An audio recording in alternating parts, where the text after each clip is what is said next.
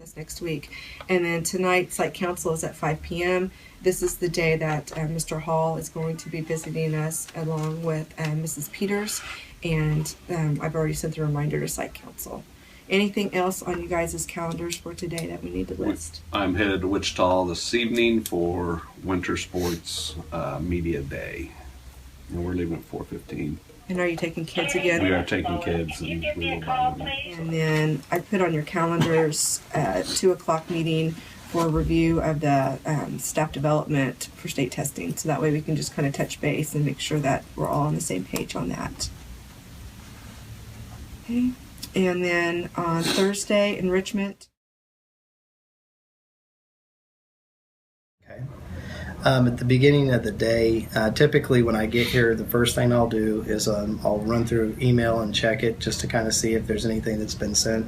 Over the evening hours, we do get voicemails and emails quite a bit over evening hours, in part because if our parents are working and you know they can't call during the day because of their job. So check those kind of things. I usually do a quick briefing with the assistant principals. Anytime a student comes in, I've kind of told our office staff that if there is an issue that you know they're just really needing some assistance on or whatnot, we kind of put the brakes to what our agenda is. We try to get those students in to talk to them. My little system I have here, it says top priority, awaiting details, and back burner, and that literally is a shuffle all the time of kind of going back and forth and reassessing and prioritizing.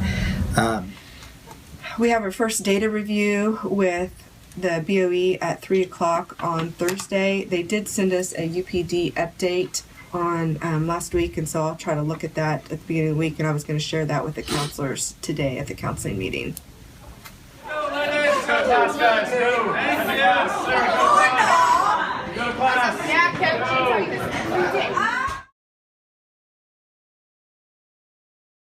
So then our objective, so I'm trying to be like transparent with and following Literacy First. Right. So our objective is to create multidisciplinary performance tasks that will require students to read closely, synthesize information, cite sources, and argue their claims. Because that's what teachers will know and be able to do it by the end. And we know the first one on the test is argumentative for sure. It says most likely. Okay. So we could also put in here a caveat that says either that or informational. But our focus, because our focus this year is argumentative writing anyway.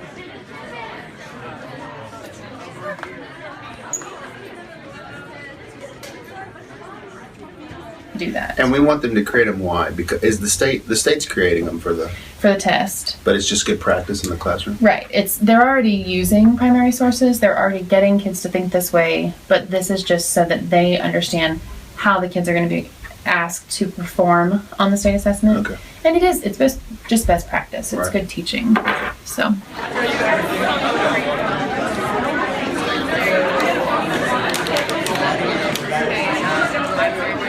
Periodically or daily, I guess, we touch base with counselors to see. Sometimes a letter is generated because they were on truancy last year and they're not behaving poorly this year. The grades are good, they haven't missed too much, and so we don't always schedule sit meetings. Is that about right? Mm-hmm. And sometimes we talk to parents over the phone or just kind of as we're talking to them about other information, and so we may hold a letter if things are going really well, or we may send the letter but not schedule a meeting. So we just like to touch base with our counselors to make sure we're all on the same page. A lot of times with truancy, though, you get, because they're truant and missed a lot of school, you get poor grades.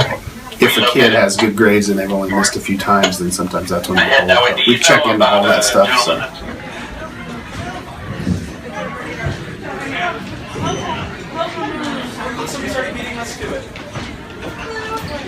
Oh my gosh!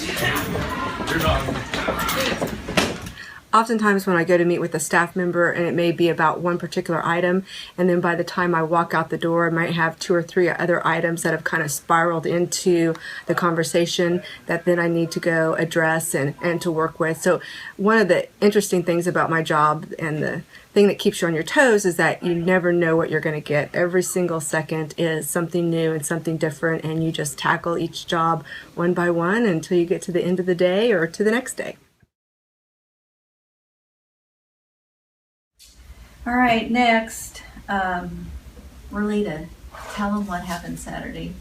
Saturday we did any students who needed help for the ACT or needed help applying to college, they had the opportunity to come between 9 and 11.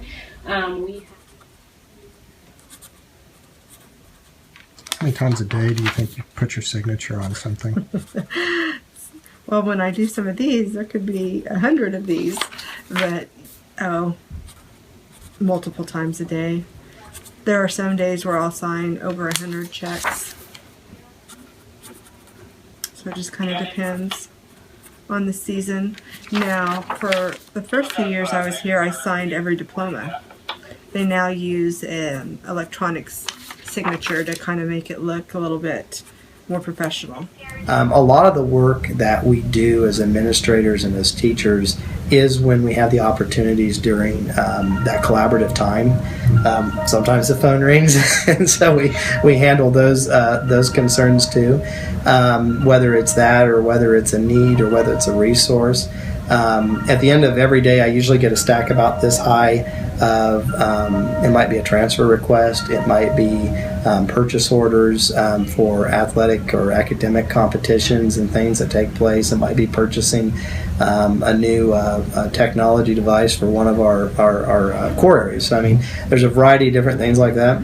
The part that I enjoy as you get kind of towards the end of the day is, especially outside at the end of the day, students are kind of walking around, you're asking them what's going on, what they learned today.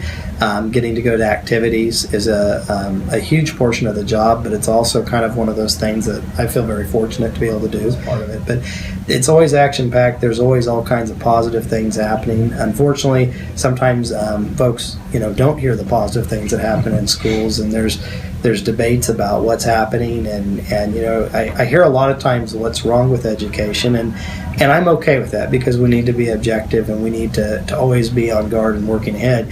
But it always saddens me a little bit when I hear it more than the positives of what's going right with education, and you see so much of that when you're working in a building, especially at a K through 12 level, but especially at the high school level and middle school level. There's a lot of positive things going on.